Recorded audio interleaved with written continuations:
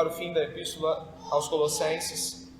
E hoje, de uma das últimas sessões de texto que você e eu encontramos, e que em algumas semanas certamente sentiremos muitas saudades desta epístola tão maravilhosa, nós chegamos até um ponto onde o apóstolo Paulo, preste bem atenção, ele vai na direção das relações familiares. Ele vai na direção de um confronto com o seu tempo e, por que não, com o nosso também. O apóstolo Paulo, ele vai trazer para nós uma radiografia das relações familiares diante da palavra de Deus e somente através dela, é claro. Nós sabemos que nos dias de hoje, falar sobre padrão familiar é muito difícil, por vários motivos. Nós sabemos, por exemplo, que no nosso tempo, padrão nenhum virou o padrão. Regra ou norma nenhuma para se estabelecer família virou a norma. O Supremo Tribunal Federal, entre outras coisas, mudou a disposição daquilo que se convenciona chamar família, conectando-a não mais a uma relação de pai, mãe, filhos primordialmente, mas a nossa lei hoje traduz a realidade familiar como uma realidade no qual pessoas que têm afetos mútuos se relacionam e de modo voluntário compõem uma família. Fica aqui para nós, já nessa introdução, quais seriam os limites do afeto. Se família se estabelece a priori pelos afetos, quais seriam os limites para isso? Poderíamos incluir poligamia, vários homens para uma mulher, vice-versa. Poderíamos envolver até absurdos, bestialidades talvez, afetos por animais. Afetos não dizem muito em um tempo como o nosso, mas fazem muito sentido para o homem pós-moderno. Fica tudo muito frouxo, muito fluido, muito fácil e ao mesmo tempo, o que seriam famílias e afeto em uma resposta direta ao que é uma família? Difícil, não? Considero difícil. A palavra de Deus não vai nessa direção. A palavra de Deus, inclusive, ela é extremamente sólida quando trata de família. Muitos de nós, eu preciso dizer aqui, antes que eu continue com esse argumento, e para que não haja uma aparência de um salto lógico, muitos de nós viemos de famílias completamente destruídas. Muitos que estão aqui não sabem o que é ter um pai ou uma mãe, ou nem sequer os dois, ou talvez não tenham uma noção muito clara de como a realidade bíblica pode até mesmo ser realidade em suas próprias vidas. Ao sentar com pessoas que falam suas histórias, muita lágrima rola quando os assuntos começam a falar de família. Separações, divórcios, traições, abandonos, tudo isso vem à tona, de tal forma que hoje falar de família é difícil em termos de definição para o homem moderno ou pós-moderno, e também é difícil pela dor que o assunto dispõe e se coloca diante de nós. E talvez, mesmo que eu não precise de um aceno da sua cabeça com um sim, dificilmente você conseguiria escapar de um sim ao perguntar a você quantas famílias sólidas, bíblicas, inspiradoras você conhece. Difícil, não? Por isso, tratar de um assunto como esse, à luz das Escrituras, é primordial, essencial e muito difícil também. O apóstolo Paulo, eu peço que você volte comigo, porque é a palavra de Deus quem dá o tom e não a introdução ou a palavra do pregador, mas o apóstolo Paulo, ele nos aponta para realidades aqui, que do capítulo 3, verso 1, vai olhando para a Bíblia, né? Do capítulo 3, verso 1, até o verso de número 17, Paulo vai nos apontar para a família de Deus, a igreja, o corpo da família de Deus.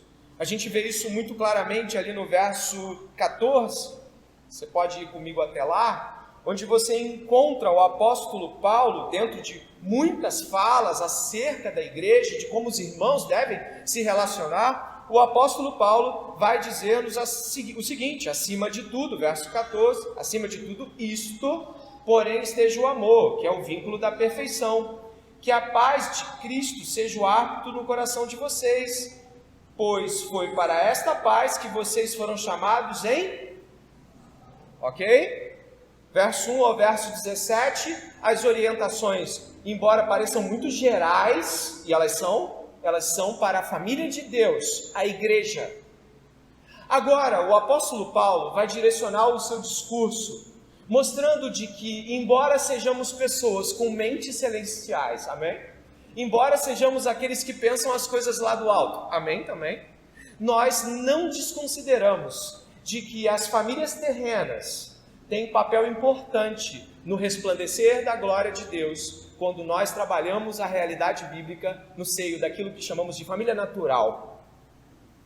Portanto, nós vamos hoje tratar a continuação da aplicação do senhorio de Cristo, do Evangelho de Deus na família natural. A família celestial foi tratada nos 2 últimos sermões, e hoje a família natural, mostrando o Senhor, tem tanta relevância, que passa a ser aqui palco também da glória de Deus, da graça de Deus, da bondade de Deus. E você, que também tem famílias naturais, pai, mãe, vô, vó, tio, tia, filhos, você também hoje é ordenado a você trazer para a sua família as grandes verdades que o Senhor tem. Amém? Sendo desta forma, a partir do capítulo 3, verso 18, o apóstolo Paulo vai nos direcionar à família natural. A palavra família vem de famulus, que em latim tem uma ideia um pouco mais difícil de ser comporta dentro da nossa ideia, mas é a ideia de escravos da casa ou aqueles que servem a casa. Famulus ou famulus em latim parece não trazer para nós todas as realidades que a família tem aqui no escopo cristão. Mas, obviamente, o apóstolo Paulo trazia a palavra que tinha definição e objetivo em seu tempo. Então, a tradução não pode simplesmente escolher qualquer palavra, senão aquela que também para o nosso tempo faz sentido, como família. Nós temos 3 núcleos, e eu gostaria que você observasse na distinção disso. Nós temos a relação de maridos e esposas, eu não sei... muito obrigado, Isabela, colocou aqui para gente. Relação entre maridos e esposas, ela está aí, dá uma olhada na Bíblia, do verso 18, verso 19. Nós vamos encontrar a relação com os filhos, pais e filhos, verso 20 e 21. E olha que coisa magnífica, do verso 22 até o capítulo 4, verso 1, nós temos a relação com servos e escravos. Nossa, pastor, muito grande esse trecho em comparação aos demais. Nós vamos saber daqui a pouco por que ele é grande. Então vamos aguardar um pouquinho. Pensando dessa forma, e antes que você pergunte, mas os escravos, deixa eu dar logo uma explicação, os escravos eram também reconhecidos como membros da família de certa forma. Eles não eram membros naturais, não necessariamente recebiam herança ou tratamento igual a filho, filha, marido, esposa. Não. Mas eles não eram considerados como, por exemplo, os escravos que você vê no Brasil colonial dos séculos anteriores nossos aqui. Não era essa a escravidão, era outra. Logo, a dimensão das relações também comportava uma visão no qual o escravo, envolvido, entranhado em todas as realidades familiares, e que muitas vezes acabava recebendo herança sim. Lembra do caso de Abraão? Que temia não ter filho e ia deixar para o seu servo? Pois é, nós também tínhamos uma escravidão diferente e que merece também um destaque especial. E você de repente vai falar assim, puxa vida, mas a Bíblia é a favor de escravidão? Preste bem atenção, a Bíblia, as Escrituras, o Novo Testamento são a carta magna da alforria de todos os escravos, de todos os tempos.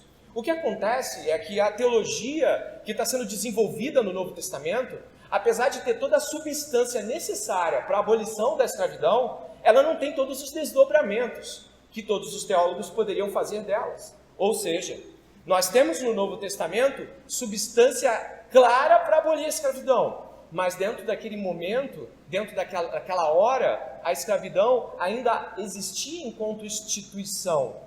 Mas o cristianismo, e a gente vai ver depois, por exemplo, na Inglaterra, homens de Deus que vão lutar contra a escravidão, usam textos que nós vamos ler esta noite, só para você ter uma ideia. Por isso, não dimensione nem a escravidão com aquela que você conhece nos livros de história do Brasil, e também não pegue a escravidão e então é família como todos os outros, não. Existiam distinções e nós vamos percebê-las.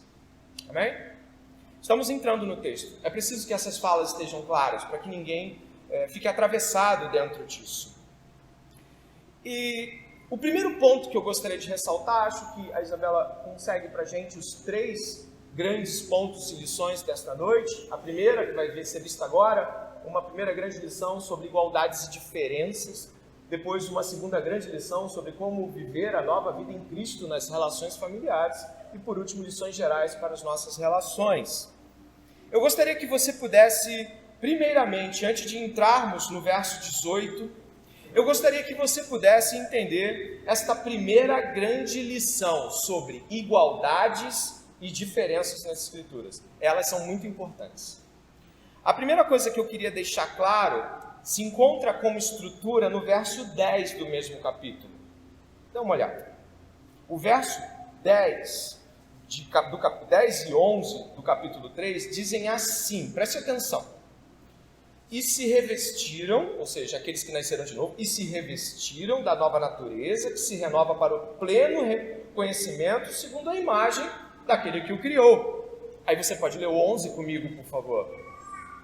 Aqui não pode haver mais grego e judeu, circuncisão e incircuncisão, bárbaro, cita, escravo, livre, mas Cristo é tudo e está em todos. O cristianismo aponta para igualdade de valor. No cristianismo não há pessoas mais valiosas do que outras para Deus. A etnia, o status social, e como nós vamos ver já já em Gálatas 3:26, também homens e mulheres não são mais ou menos especiais para Deus por conta de serem homens e mulheres. Então, o primeiro ponto que eu gostaria de estabelecer com você essa noite é que a Bíblia, ela prega asseguradamente a igualdade entre todos os homens. E aí, brincando com a palavra, mas conectando-a e com as mulheres, e também com as etnias, e também com os povos. Se você puder ir comigo, marca Colossenses, mas vai até Gálatas, por favor, um pouquinho antes. E você vai ver comigo no capítulo 3 da Epístola aos Gálatas. Me acompanha, por favor.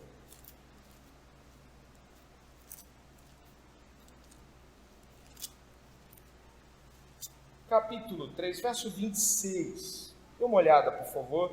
Você já deve ter encontrado certamente a conexão com o texto.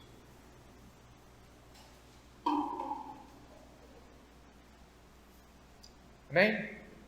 Leia comigo, então. Pois todos vocês são filhos de Deus mediante o quê? Continue.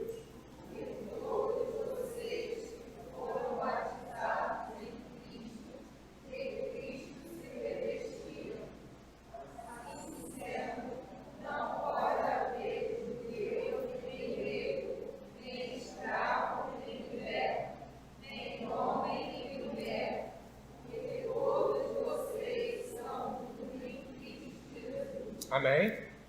O que significa que a igualdade cristã abole, neste sentido de valor, do que vale para Deus, em Deus, para Deus, todas essas distinções que eram reais. Dentro desse tempo, mulher valia menos que homem, você sabe disso. Neste tempo aqui, o escravo valia menos que o senhor, não é verdade? Neste tempo aqui, o judeu olhava para o gentil, né, e dizia, isso aí são cães, são nada. Naquele tempo também, os gregos e os romanos olhavam para aqueles que não eram da cultura greco-romana e diziam, são bárbaros. E tratavam com o quê? Com desprezo. Então o apóstolo Paulo traz aqui de que todos são iguais diante de Deus. De que a fé em Cristo Jesus uniu todos os homens, uniu todas as tribos, todos os povos, todas as nações. A gente vê isso no final de Apocalipse. E que abole distinções de valor entre homens e mulheres também. Isso é magnífico. Para deixar mais claro ainda, de que maridos, homens, mulheres, crianças, jovens, não são para Deus figuras que se distinguem pelo seu valor, pela sua idade. Você vai encontrar, por exemplo, um menino, 12, 13, no máximo 14 anos, Samuel. Ele vai ser cuidado por Eli, o sacerdote Eli. Você lembra da história? 1 Samuel capítulo 1, 2 e 3 traz essa história. Então, o jovenzinho Eli recebe revelações grandiosas, e ele vai reportar isso até o velho, o idoso Eli. É um menino falando, Deus usando um menino, jovenzinho. Você também vai ver que com 80 anos, idade que talvez aqui, eu não sei, mas talvez aqui ninguém tenha, talvez você tenha, não sei, não vi todo mundo aqui ainda, mas se você pensa assim, com 80 anos começar um ministério, você sabe quem é? Moisés. E aí você vai falar de um Davi, menino. Você vai falar de uma Débora, mulher, num regime patriarcal. Você vai falar aquele negócio do lá, Débora, levando à frente os intentos do Senhor. Uma Priscila que chama o Apolo, para conversar. Apolo, não é assim, é assim. Então, quando você olha para essas palavras aqui, você vê, nossa, que magnífico. Nós temos a Bíblia escrita por judeus e tem Lucas, o gentil Lucas, não judeu, escrevendo 2 livros de suma importância. Deus usou o erudito Isaías, e os camponeses Elias e Amós. Esse Deus usa quem quer. É Deus quem atribui o valor a nós. E não nós temos valor em nós mesmos. É Deus quem usa as pessoas para os seus propósitos. Você vale o que Deus em Cristo Jesus diz que você vale. Por isso, ao pensar sobre igualdade cristã, a gente já sabe o que é. Mas aí, o que acontece? Ao pensar sobre igualdade cristã, a gente pode acabar distorcendo a igualdade cristã. Porque a gente pega a igualdade cristã belíssima, magnífica, grandiosa, feita em Cristo, e a gente quer se valer da igualdade cristã para dizer que outras coisas não existem, como por exemplo hierarquias, papéis, distinções. E aí a gente, ao invés de separar as coisas para juntar e ficar lindo, bonito na explicação, a gente vai pegar a igualdade cristã para dizer assim, ninguém manda em mim. Eu sou igual a você. Você não é mais crente que eu. Abaixa a sua voz. Sabe o que é isso, né? Ele está usando a pseudo-igualdade cristã dele para abolir outras coisas grandiosas que a vida cristã requer. Por isso, eu gostaria que você pudesse observar de que a igualdade cristã não abole uma série de coisas que Deus usa e que Cristo modela para que nós possamos ser também. Como sujeição, como hierarquia, como liderança, por exemplo. A gente não pensa só em sujeição quando fala de Cristo. A gente também tem um exemplo de liderança em Cristo. Por isso eu gostaria que você pudesse separar que Cristo fez eu e você, se você é nascido de novo, Cristo fez com que eu e você sejamos iguais, de igual valor diante de Deus. Mas de que isso não aboliu os papéis, as distinções, as hierarquias e aquilo que Deus faz, usando seus moldes, usando seus modelos, e o grande modelo para nós, Jesus Cristo nosso Senhor. Para tal intento, eu gostaria que você pudesse ir até a carta aos Filipenses. No capítulo 2 dessa carta, existe algo precioso, ao qual nós deveríamos tomar atenção essa noite. Repare, mas pastor, você não entrou no verso 18 de Colossenses, mas eu vou entrar. Só que é preciso que algumas coisas sejam ditas. Se você pegar o verso 18 e 19 de Colossenses e destacar ele da Bíblia, você vai gerar tiranos. Você não vai gerar cristianismo. Por isso, o capítulo 2 de Filipenses, onde Paulo traz para nós uma mistura de cântico primitivo com inserções de teologia paulina claramente declarada aqui, nós temos a partir ali do verso de número 1, dito o seguinte: portanto, se existe alguma exortação em Cristo, alguma consolação de amor, alguma comunhão do Espírito, se há profundo afeto e sentimento de compaixão, então completem a minha alegria, tendo o mesmo modo de pensar, tendo o mesmo amor e sendo unidos de alma e mente.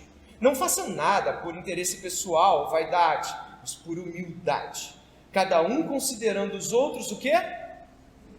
Superiores a si mesmo, não tendo em vista somente os seus próprios interesses, mas também os dos outros. E agora você pode ler comigo do verso 5 ao verso 11.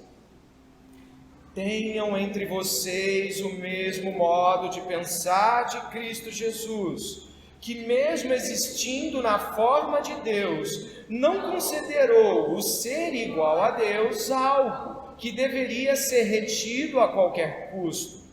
Pelo contrário, ele se esvaziou, assumindo a forma de servo, tornando-se semelhante aos seres humanos, e reconhecido em figura humana, ele se humilhou, tornando-se obediente até a morte, e morte de cruz. Por isso também Deus, continue, o exaltou sobremaneira e lhe deu o nome que está acima de todo nome, para que ao nome de Jesus se dobre todo o joelho nos céus, na terra e debaixo da terra, e toda a língua confesse que Jesus Cristo é Senhor, para a glória de Deus Pai. Não tomou como usurpação o ser igual a Deus, diria a tradução clássica. Ele é igual. Mas o ser igual não o impediu de sujeitar-se, inclusive às ordenações humanas. Se colocando em forma de servo, deixou que essa servidão o levasse a ele mesmo, e conduzido por ele mesmo, no poder do Espírito Santo, à escravidão. Logo, o que temos em Jesus Cristo é algo muito grande. Igualdade de valor para com Deus Pai. Sujeição, que não tira valor algum de Jesus. Pelo contrário, reflete exuberantemente uma das faces mais gloriosas de Deus: o amor, o serviço, a bondade, a misericórdia. Quando pensamos em Jesus Cristo, como está descrito aqui, nós imaginamos logo de começo ser e glórias, brilhos e coisa fascinante. Aqui a palavra kenosis, esvaziamento de Jesus, se esvazia de exuberância gloriosa que nos impressionaria, mas não geraria fé, porque a fé não vem de exuberância gloriosa. Muitos viram e não creram. Mas Jesus Cristo, preste atenção, apresenta-se como servo. Para aqueles que têm dificuldade com a sujeição, com a obediência, e aqui obediência até onde? Qual o ponto que ele chegou da obediência? Talvez você não esteja olhando pelos olhos de Jesus. Talvez você não esteja pensando com os pensamentos de Jesus. É isso que Paulo fala no verso 5, né? Dá uma olhada aí. Pensando como ele, né? Pensando como ele, a sujeição expressa Deus. E aí aqueles que estão esta noite buscando, perseguindo ser igual a Jesus, né? Eles estão perseguindo ser como Jesus assim também. Sujeitos, servindo como servos obedientes. E no final existe grande fulgor, grande brilho, né? Obediência até a morte, e depois do quê? Exaltação gloriosa. Jesus Cristo é colocado para que todo joelho se dobre a Ele. A liderança de Jesus é notória. A servidão de Jesus também. A escravidão de Jesus é plena à vontade de Deus. Mas o brilho da glória de Deus não se torna menos intenso pela sujeição de Jesus. Pelo contrário, está no caminho dela. Por isso, você que veio esta noite aqui se preparando para ouvir o faça isso ou aquilo, vai se decepcionar. Porque não estamos falando sobre legalismo, algo como, sabe, Jesus é um modelo, então é mais ou menos assim, né, pastor? Em seus passos, o que Jesus faria? Não. Se fosse isso, seria legalismo. Não é em seus passos o que Jesus faria. E você vai observar, ali mesmo, no verso 6, algo, perdão, você vai observar no verso, não vou me perder aqui, no verso 12 e 13, que não é sobre nos seus passos o que Jesus faria. Olha o verso 12 e 13, estou deixando você olhar, para que você veja que não é sobre, ok, nos deu um modelo, agora é só fazer como ele. Não. O verso 12 e 13 reconhecem que não se trata de pegar o padrão Jesus e reproduzi-lo como se eu pudesse fazê-lo. O verso 12 e 13 diz assim: assim, meus amados, como vocês sempre o quê? Está parecendo que é sobre fazer isso, né?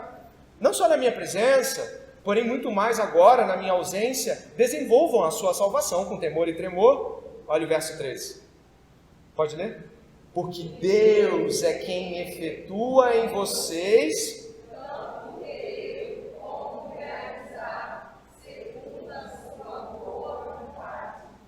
Sabe o que significa isso? Jesus Cristo não é só o modelo, Ele é o poder. Ele não é só aquele que nós miramos e falamos, vamos fazer como Jesus. A gente imita tudo que Ele fez. O que Ele fez a gente faz. Não! Jesus Cristo é o modelo e Ele é aquele que tem o poder para efetuar a mudança em nós. O cristianismo não é uma seita de regras. Antes, é sobre mirar em Deus, imitar a Deus, no poder de Deus. Mesmo que você dissesse esta noite que quer muito se parecer com Jesus, em tudo isso que nós estamos aprendendo, ainda te faltaria o poder. E é esse poder que você clama quando diz, Senhor, quero ser como Cristo. Ajuda-me. Desce com o teu poder aqui, fale comigo, mostre o meu pecado, estremeça o meu coração, aplica-me o sobrenatural poder de Deus. Não estamos falando de coisas que você repete e faz, mas de coisas que você não consegue. Nós estamos falando que eu e você não podemos efetuar nem o querer e nem o fazer. Vem do alto. E quanto nos cansa e nos custa tentar mudar sem Cristo? Sim ou não? Já fez isso? Já tentou mudar sem Ele? Eu já. Já tentou mudar já na fase Jesus da sua vida? Pelos seus próprios meios? Também já. E o que eu consegui? Nada. Nada. Porque é Ele o modelo. E é Ele que põe o desejo no coração do crente. É Ele quem mostra para o crente, é assim. E é Ele quem joga lá do alto o seu poder e vai. Temos dificuldade de entender que não conseguimos sem Ele. E você esta noite, quer ser como Cristo? Não consegue sem Ele. Não consegue. E sabe o que acontece quando a gente fica sem Jesus, tentando sem Ele? Eu vou te dizer o que acontece. Nós obedecemos o que preferimos obedecer. Já fez isso? Nós obedecemos até onde julgamos obedecer. Nós nos submetemos e nós lideramos como achamos que liderança é. Porque a gente pegou a ideia, mas não tem como fazer como Ele sem Ele. E aí a gente faz o nosso jeito. Quebra a cara, machuca os outros, se machuca. Por isso, talvez você nunca percebeu o quão difícil é liderar e se sujeitar. É difícil se sujeitar, e eu percebo isso em mim, e talvez você já tenha percebido em você, quando se sujeitar, muda conforme a circunstância. Eu estou obedecendo, você fez uma coisa feia, me magoou, eu já não te obedeço. O meu marido é bonzinho comigo, mas naquela semana ele não foi bonzinho comigo, agora eu já não. A minha esposa é um doce de submissão, ela está sempre me ajudando na jornada, mas naquela semana ela foi difícil, e agora eu a oprimo com a minha autoridade autoritária. Muitas vezes obedecemos por medo e não por honra. Isso é trágico. Muitas vezes obedecemos mediante a circunstância. Isso é interesseiro, é interescismo, sei lá se existe esse neologismo. Nós temos dificuldade em obedecer, porque a nossa dificuldade é que não obedecemos a Deus, o Senhor absoluto da nossa obediência. O capítulo 3, do verso 18 até o 4:1, fala sobre o senhorio de Cristo nas famílias. O capítulo 3, do verso 1 ao 17, sobre o senhorio de Cristo na igreja. É sobre Cristo a obediência, é sobre Cristo a liderança. E Paulo deixa isso bem claro. E eu gostaria que você pudesse pensar só mais um pouquinho, porque a gente já está passando para o segundo ponto da pregação, de que talvez você já tenha dito muito sobre sua dificuldade em obedecer, em sujeitar e em liderar. Mas talvez você nunca tenha reconhecido o grande líder, Jesus. Talvez você nunca tenha mirado no grande modelo, Jesus. Talvez você nunca tenha percebido que precisa poder do alto para que a mudança aconteça. Clamar, se arrepender e se humilhar diante da potente mão do Senhor. Problemas com submissão? Não, você não tem problemas com submissão. Você tem problemas com Deus. E por não se sujeitar ao supremo pastor da vossa alma, você não se sujeita a ninguém. Eu gostaria de caminhar com vocês agora dentro daquilo que a fé cristã reconhece a partir do princípio de sujeição em Cristo, liderança em Cristo, no capítulo 3, verso 18, após esta primeira parte ser uma parte que estabiliza e estabelece nossas emoções e nossos princípios, para que então possamos perceber que estamos falando de Cristo em nós. Repare o verso 18 e 19, por favor. Esposas, que cada uma de vocês se sujeite ao seu próprio marido, como convém no Senhor. Maridos, que cada um de vocês ame a sua esposa e não a trate com amargura. Você pode fazer o mesmo movimento de leitura em Efésios? É bem um pouquinho atrás aí. Efésios, Filipenses e Colossenses. Dê uma olhada em Efésios e olha o que você vai encontrar no capítulo 5, verso 21, 22, 23, 24 e 25. Repare só. 5:21 de Efésios. Sujeitem-se uns aos outros no temor de Cristo. Esposas, que cada uma de vocês se sujeite ao seu próprio marido como ao Senhor, porque o marido é o cabeça da esposa, como também Cristo é o cabeça da igreja, sendo ele próprio o salvador do corpo. Como, porém, a igreja está sujeita a Cristo, assim também a esposa se sujeite em tudo ao seu próprio marido. Maridos, que cada um de vocês ame a sua esposa, como também Cristo amou a igreja e se entregou por ela, para que a santificasse, tendo-a purificado por meio da lavagem de água pela palavra, para apresentar a si mesmo como igreja gloriosa, sem mancha, nem ruga, nem coisa semelhante, porém santa e sem defeito. O que nós temos aqui é um texto muito parecido e que inevitavelmente nos traz complementos.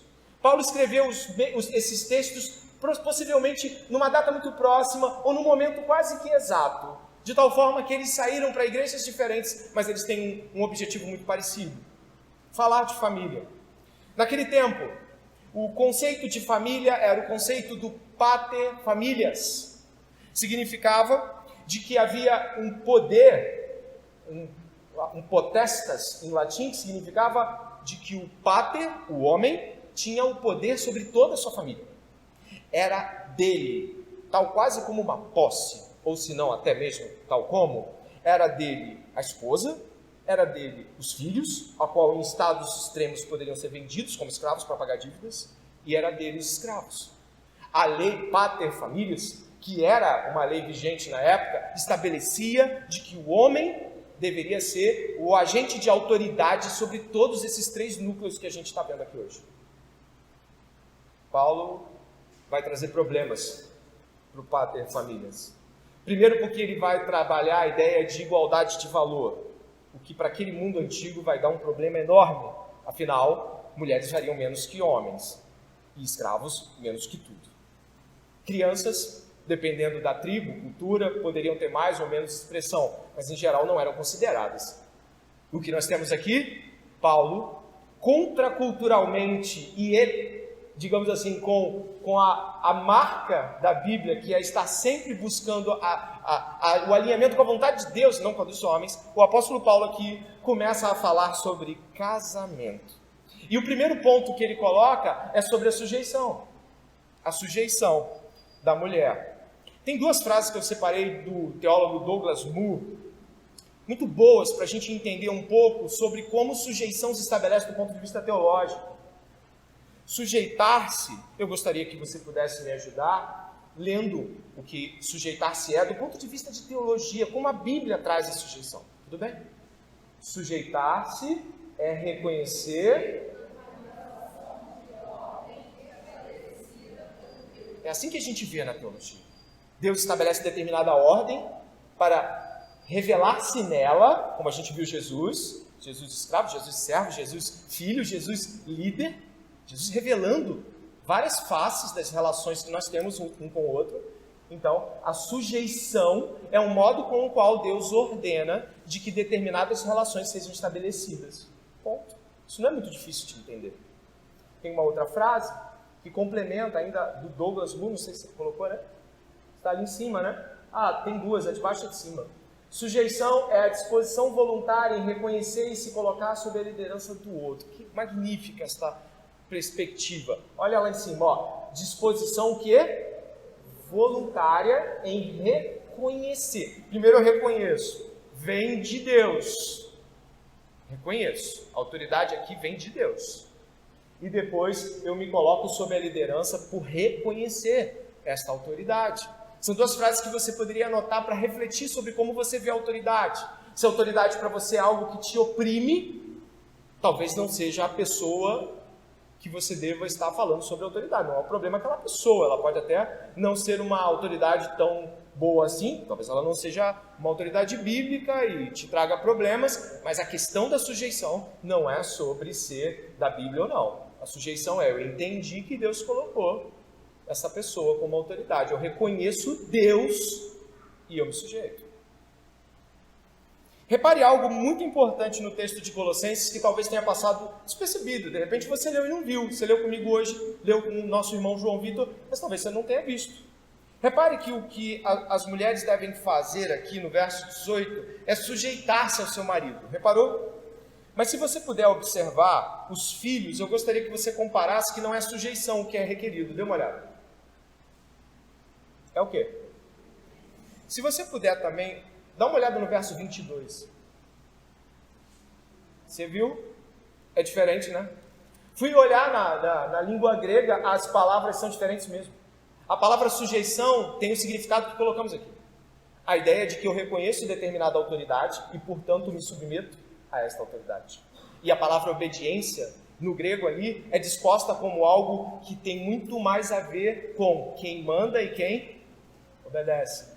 Isso não faz parte do casamento. No casamento não é quem manda e quem obedece. Que coisa magnífica.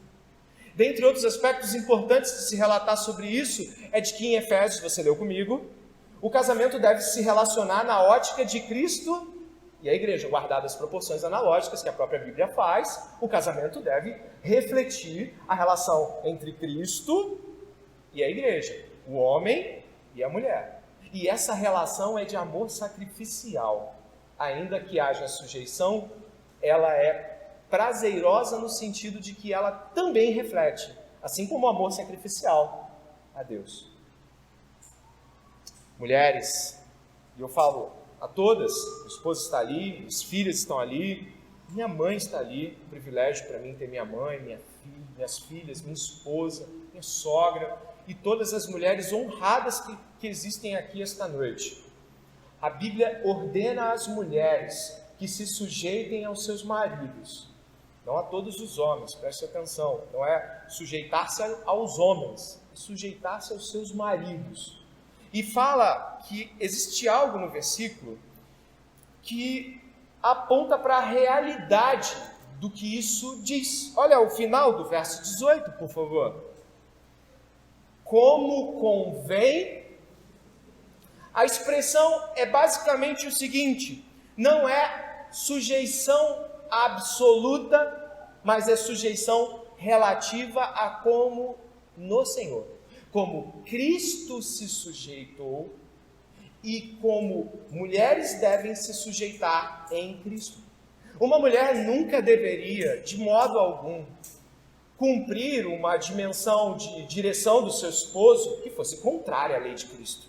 Uma mulher jamais pode colocar o pastor supremo da sua alma, Jesus, e o seu marido diga: eu sou seu marido, essa é a direção que a família deve tomar, e essa direção vai contra Cristo, vai contra as ordens de Cristo, as ordens que o Senhor nos deu para cumprir. E esta mulher diz: não, o meu marido ele está dando uma direção familiar e eu preciso ser sujeita a ele, primeiramente ao Senhor.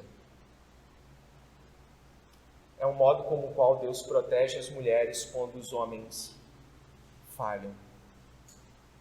E é importante dizer que as pessoas falham ao tentar cumprir, mesmo em boa vontade, com o coração disposto. Ainda é possível falhar na tentativa de cumprir, ou não.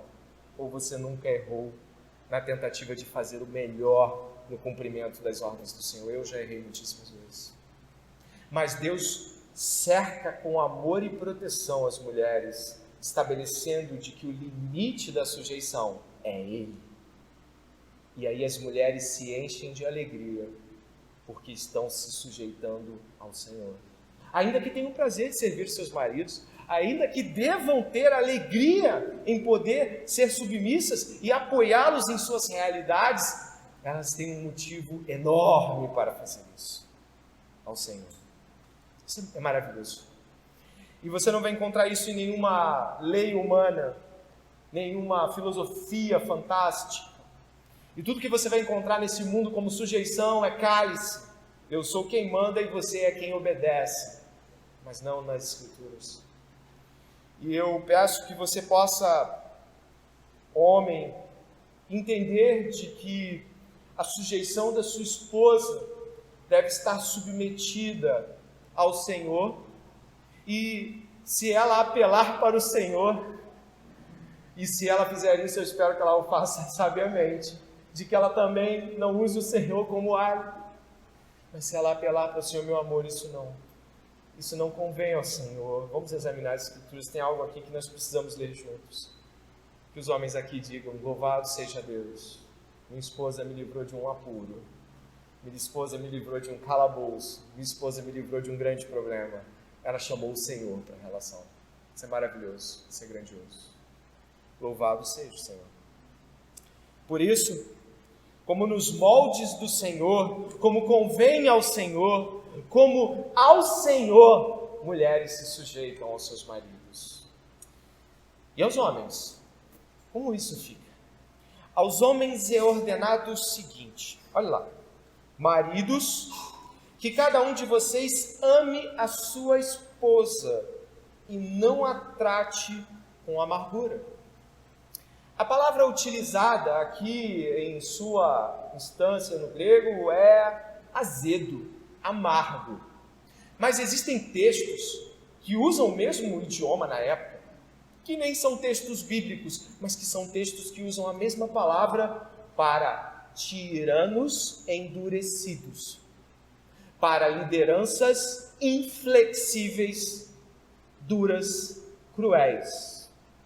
O que está sendo dito aqui sobre amar a esposa e não tratar com amargura é para que os homens possam entender que a liderança educada, gentil, amável é a liderança que Cristo fez a nós. Quando os homens estão agindo sob esta liderança, quando estão tratando suas esposas com uma liderança doce, gentil, uma liderança que flexiona, não a doutrina, mas compreende a fraqueza, compreende a debilidade, compreende que assim como Cristo nos amou, estando nós mortos em pecados e delitos, homens, nossas esposas vão falhar conosco brutalmente também, assim como havia assinalado os homens em relação às mulheres. Agora, mutuamente falo, nossas esposas vão nos ferir. E elas vão nos ferir. E o modo como devemos atuar neste aspecto é com brandura, como está em Efésios, lavando com a palavra, cobrindo e apresentando a santa, não porque ela não vai nos ferir, elas vão nos ferir. Mas o amor é a resposta à palavra dura de uma mulher. O amor, a doçura de Jesus, a brandura de Jesus, a cobertura dos pecados de Jesus. Quando um homem ama assim, uma mulher bíblica se envergonha de seu pecado, abaixa sua cabeça e diz: me perdoe. Se Provérbios já havia dito que a palavra branda faz o quê? Desvia o furor. Homens brandos, gentis, amorosos, dedicados, entregues, sacrificiais, homens que estão aqui esta noite, que possamos cobrir nossas esposas. E é claro, aí vai falar um jovem solteiro: pastor, eu não sou casado. Uma mulher vai dizer: eu não sou casada. Certamente a sujeição ao Senhor aqui aponta para realidades bíblicas que encontramos em Coríntios, para os solteiros, por exemplo, de que os solteiros cuidam das coisas do Senhor. Os solteiros se sujeitam ao Senhor. Os solteiros se sujeitam a mais alguém? Sim. Por exemplo, as lideranças deles, aos seus pais. Existem modos com o qual a sujeição é requerida.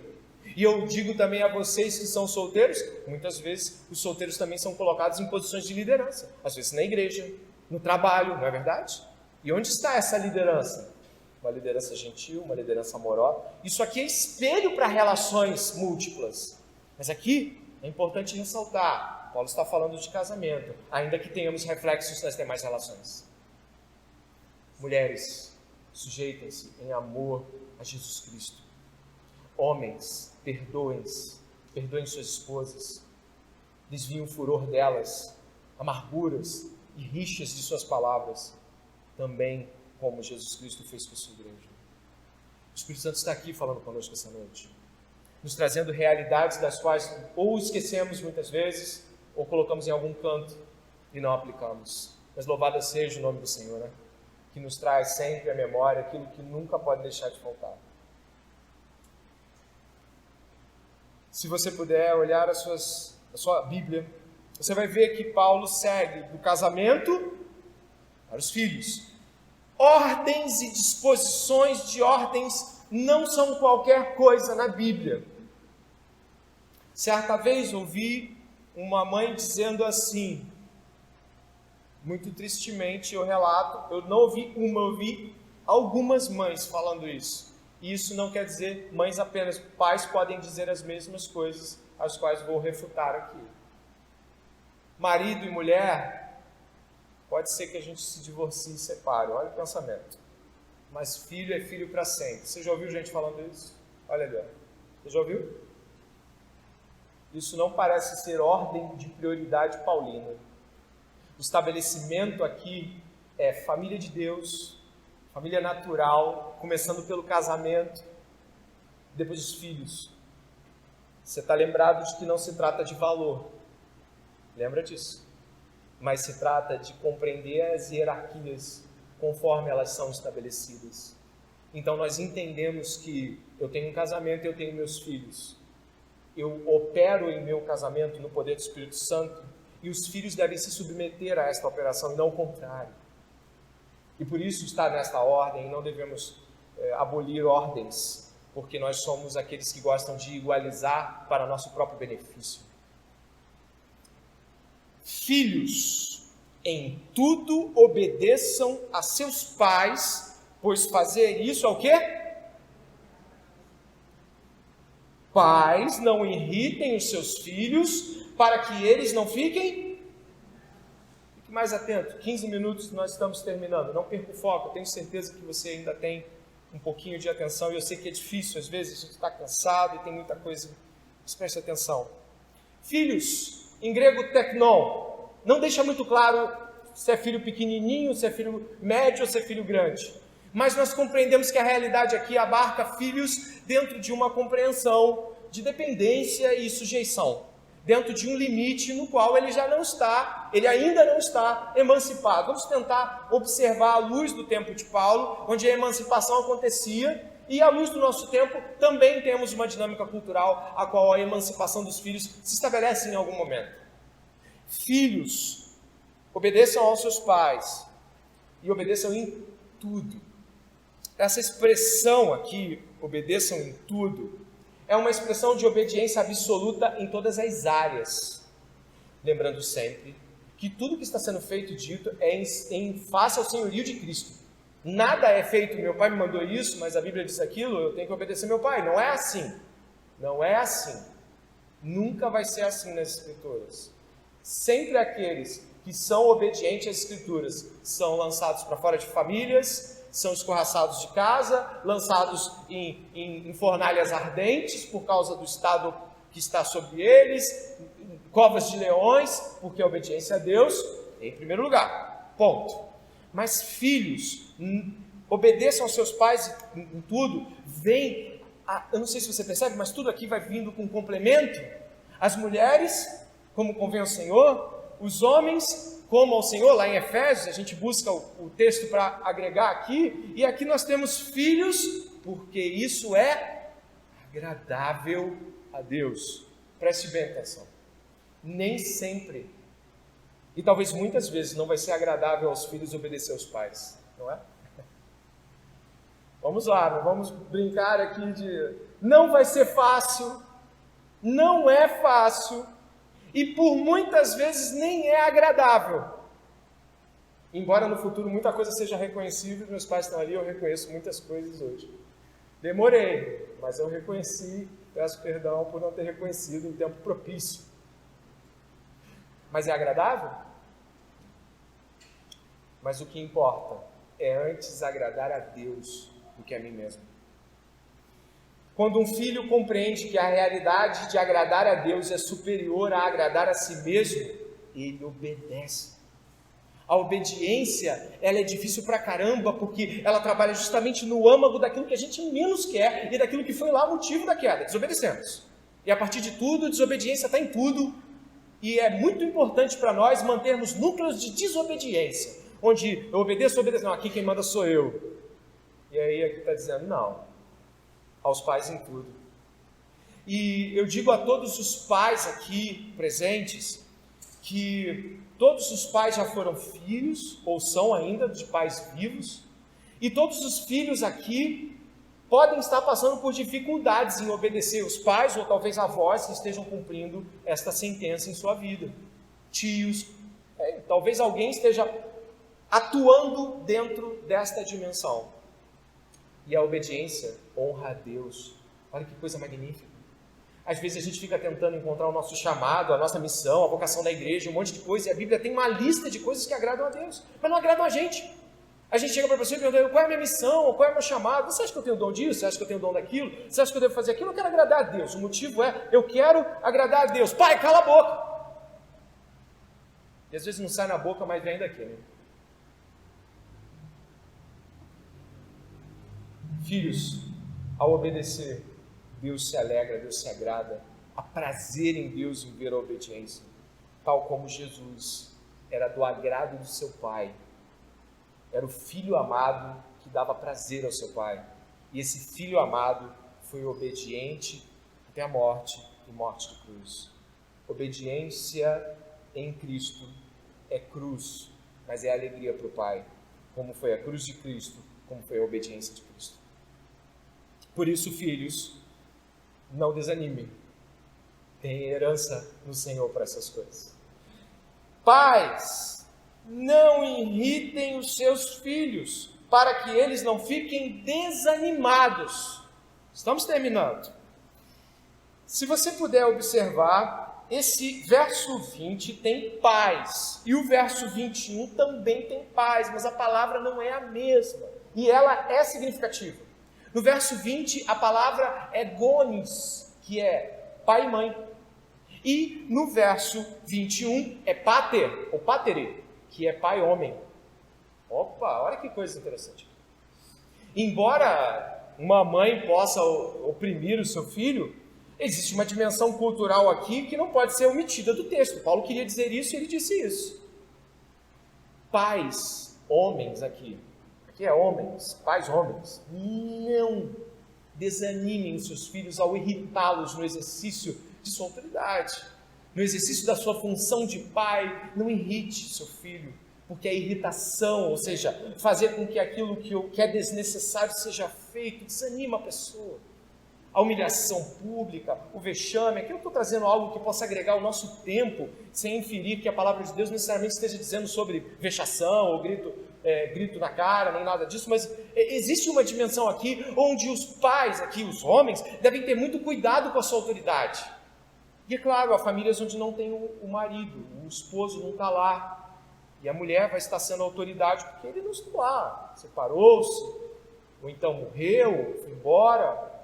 E esta mulher também precisa ficar atenta ao exercício de uma autoridade que desanima.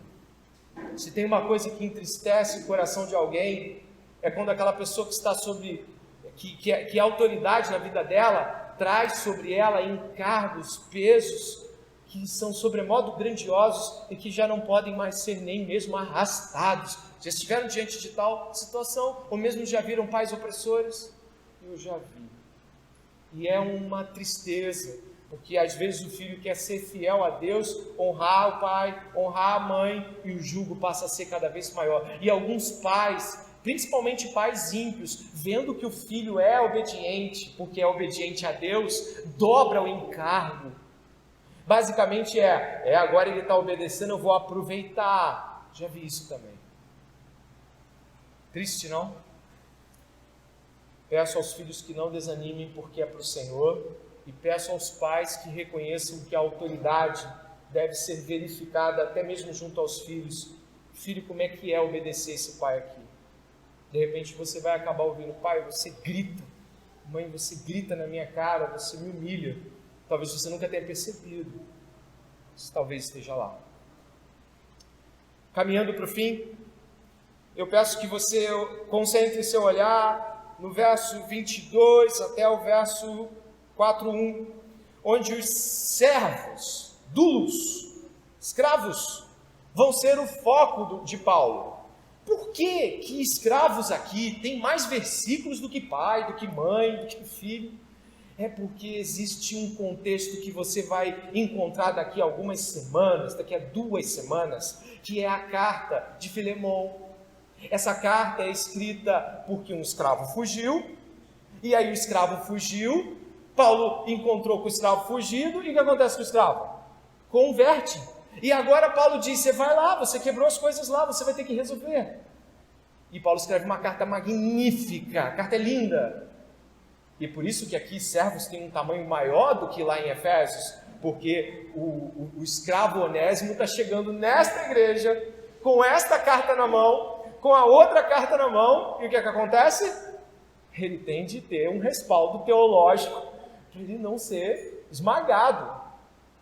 Agora você entendeu por que tem tanto versículo aqui. Verso 22, servos, obedeçam em tudo aos seus senhores, aqui na terra, importante esse aqui na terra, não servindo apenas quando estão sendo vigiados, visando somente agradar pessoas, mas com sinceridade de coração, temendo o Senhor. Tudo o que fizerem, façam de todo o coração, como para o Senhor, e não para as pessoas, sabendo que receberão do Senhor a recompensa da herança. É a Cristo, o Senhor, que vocês estão servindo. E quem fizer injustiça, receberá em troco a injustiça feita. E nisto ninguém será tratado com parcialidade. Senhores, tratem os seus servos com justiça e igualdade, sabendo que também vocês terão um Senhor no céu. Uma ameaça severa. Paulo está aqui apontando de que há uma preocupação muito grande de que os escravos, e aqui eles estão objetivamente sendo os escravos daquelas famílias das igrejas, né, de Colossos, eles não sejam tratados segundo os padrões desse mundo. Para você e para mim que não temos escravos, espero que não, e para você e para mim que não estamos nos relacionando com a escravidão, às vezes fica difícil entender o olhar de um escravo. Ele podia ser escravo por dívida, teve uma dívida, teve que se tornar escravo para pagar a dívida. Ele poderia ter sido um escravo também que foi adquirido familiarmente, ou seja, ele já era da família, foi recebendo por herança. E a gente às vezes nem sabe de o que gerou aquela escravidão, porque às vezes a Escritura mostra aspectos, mas, por exemplo, quando você vai estudar o século I, tem escravidão por dívida, escravidão por guerra, escravidão por herança, tem um monte de coisa. Escravidão por desobediência estatal, o César podia fazer pessoas se tornarem escravas por desobediência ao Estado. Muita coisa pode acontecer. Mas aqui, escravidão para nós traz o significado de alguém que trabalha para o outro. E vamos ser bem sinceros aqui. Eles não têm escolha se não trabalhar. Está claro isso? Isso precisa ficar marcado no teu olhar. O escravo não pode dizer, hoje é meu dia de folga. Olha, Senhor, me deve a mão não, mas eu tenho um programa para hoje. Não! Esse tipo de relação aqui não é assim. É uma relação onde a obediência é irrestrita e não condicionada a nenhuma lei estatal que trouxesse algum alívio. Portanto, escravidão aqui tem um contorno de posse. E como eu disse para vocês, o cristianismo vai ser não somente o germe, mas a doutrina que abole a escravidão. Mas nesse caso, lidar com a escravidão enquanto instituição era necessário ainda. Se você puder observar, existem pontos sensíveis na fala de Paulo. Nesses 5 minutos finais, eu gostaria que você observasse que Paulo ressalta que esses são senhores aqui na terra. Verso 22, senhores na terra, senhores temporários, senhores que não serão eternos. Existe um eterno Senhor e existem senhores.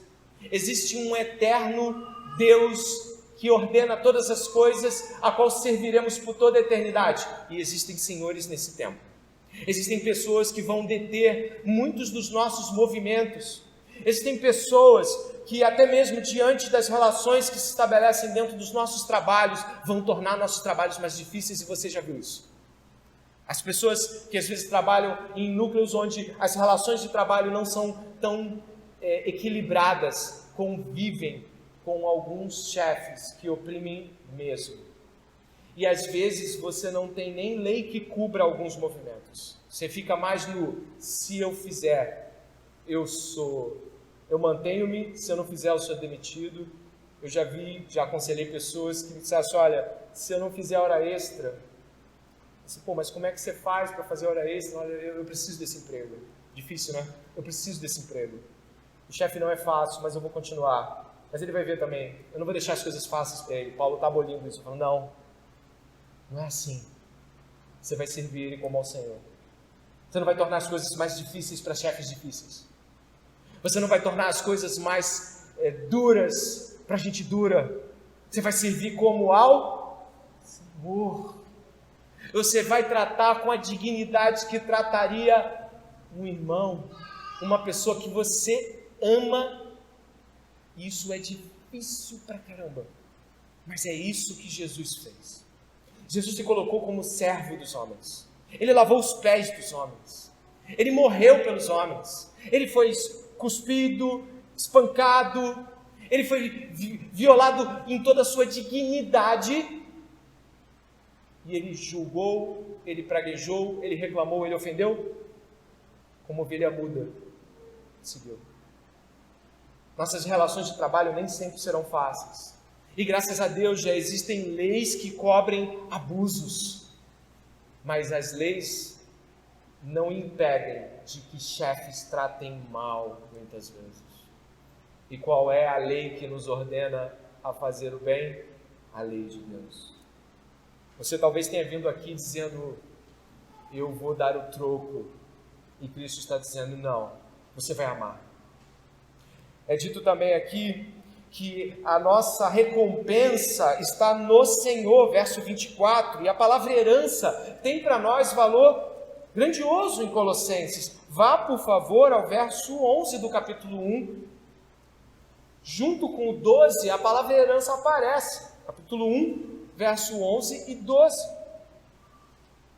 Olha lá, assim vocês serão fortalecidos com todo o poder, segundo a força da sua glória, em toda a perseverança e paciência, com alegria, dando graças ao Pai, que os capacitou a participar da herança dos santos. Esta herança, ela aponta para uma realidade onde filhos de Deus receberão de Deus as justiças que em Deus, por Deus e através de Deus tiverem sido feitas. As obras, a justiça dos justos, a obra no Senhor nunca é vã. Nós não sabemos precisar o tamanho das grandezas que serão reveladas a nós, mas são maravilhosas. E o apóstolo está dizendo aqui, vocês têm grandes coisas lá em cima, talvez vocês não vão receber nada dos seus chefes, e talvez nunca saiam da condição. Talvez fique pensando, puxa vida, eu nunca vou sair dessa condição de escravo. Embora não seja uma condição fixa, Paulo diz em 1 Coríntios que aquele que puder sair da escravidão, que saia. Aquele que ainda puder se livrar de algum meio legal, que possa se livrar. Não é uma situação que é perpétua, mas ainda assim, as nossas condições de trabalho não ditam o modo como tratamos nossos chefes. E os chefes, olha aqui, verso 1, tratem os servos com justiça e igualdade, sabendo que também vocês têm um Senhor no céu. A gente sabe que isso aqui está atrelado ao pater familias. Esse camarada era o pai, era o marido e era o dono do escravo. E a autoridade dele aqui, como alguém que ordena o trabalho, vai precisar ser revista.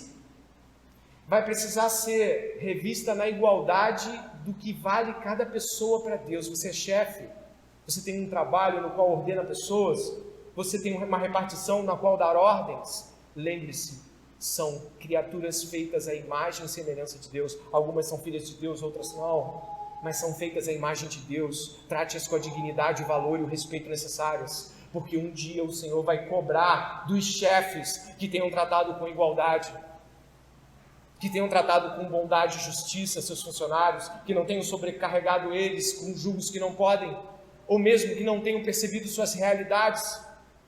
A Bíblia aqui não está sobre as égides humanas do capitalismo ou comunismo.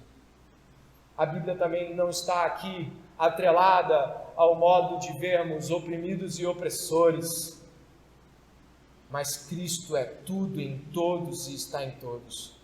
E nesta noite, eu peço a você que está aqui comigo, neste término desse sermão, de que possa minimamente, ainda que com os esforços requeridos de um longo sermão, o sermão foi longo, refletir sobre como são seus tratamentos, sobre se esposas são sujeitas mediante a condições que lhes são favoráveis, sobre se maridos são amorosos em condições de agrado, se filhos são obedientes com aquilo que querem, se patrões e servos se tratam bem mediante interesse, ou se nós, mediante o modelo de Cristo, ao poder do Espírito Santo, para a glória de Deus, vamos hoje buscar entender melhor os nossos papéis, respeitar aquilo que Deus diz, respeite,